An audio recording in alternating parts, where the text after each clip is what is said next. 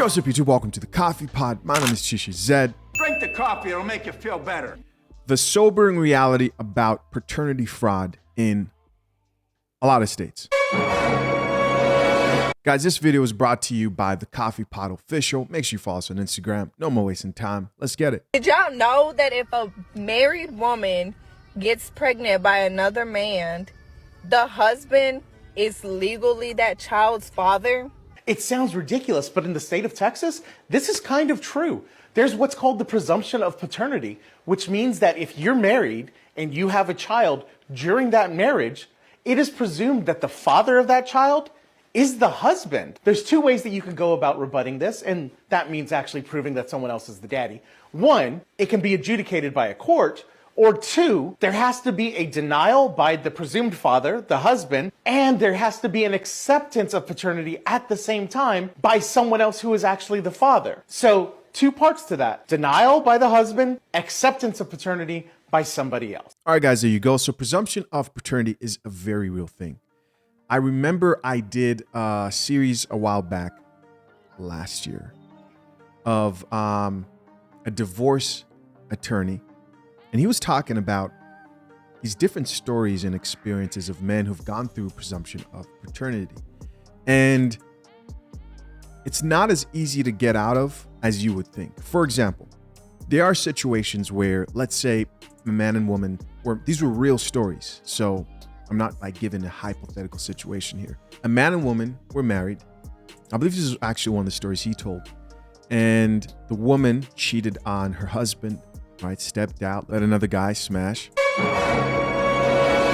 And a child resulted in that. But the problem was the dude who she let sleep with her, he wasn't financially set, right? He wasn't financially well off enough to take care of a child. So what did the courts rule? Well, they made him the legal father of that child based on the fact that the other guy really couldn't take care of that child. And to outsiders, they may look and say, well, that's what's best for the child. To that man, that is a nightmare situation. And those are exactly the type of laws that prevent men from being legally married. You know, even though I'm somebody who said, hey, I will get married. I will not get legally married. Now, is that a fail-proof plan to avoid bullshit? All right, that's not what this discussion's about. But back to that story of that guy, you got to think about how they can mask that as, oh, we're just doing what's best for this child. What about the guy who got cheated on? What about the guy who was loyal and his wife decided to step out? And instead of work on the marriage, because she obviously doesn't drink coffee. I hate coffee. It's so strong. Not only did she step out, she has a child outside of your marriage. And you think to yourself, okay, it's time to leave, right? But you get hit with the unexpected reality that you're going to have to take care, financially support, and take care of a child that's not yours. That's crazy. And I feel for guys in those situations, right? It bothers me that there are men out here in that exact same situation. Now, I'm assuming that there are people out there who are able to figure this thing out and, you know, they're not responsible for the child, but this is a real thing. As always, we're going to check out some of these comments. Let's see what the people have to say. The first comment here comes from a gentleman and it reads, yo, they need to go back to the drawing board on these marriage laws. That's facts. Hashtag this coffee smells like shit. I agree with you, brother. And guys, if you want your comment to appear right here on the screen on the main YouTube channel, make sure you go follow the Coffee Pod Official on Instagram because all these comments are from my subscribers. Next comment here says, easiest way to avoid that, never have kids or get married. With a shoulder shrug, that is a solution. Next comment here from another gentleman says, this is absolutely correct. That second part has had me paying for a now grown man since he was 5 because his mom, my ex-wife, lied to me. Wow. So here we have a gentleman who's actually going through the situation I was talking about and the courts about his paternity, but waited until after his 5th birthday to file for support. I wasn't even present or knew what she was doing when she, with the assistance from the then AG of Tax, Greg M.F. Abbott's office, attached child support without me being able to contest because by state law, they didn't have to. So they didn't even have to let him know that they were going to put him on child support. Wow. That's crazy. And that's money, hard-earned money coming from your pocket. And he says, that second part had me paying for a now grown-up man since he was 5. Wow. Yeah.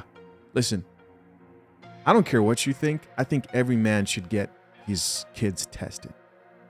I think paternity tests should be mandatory at birth.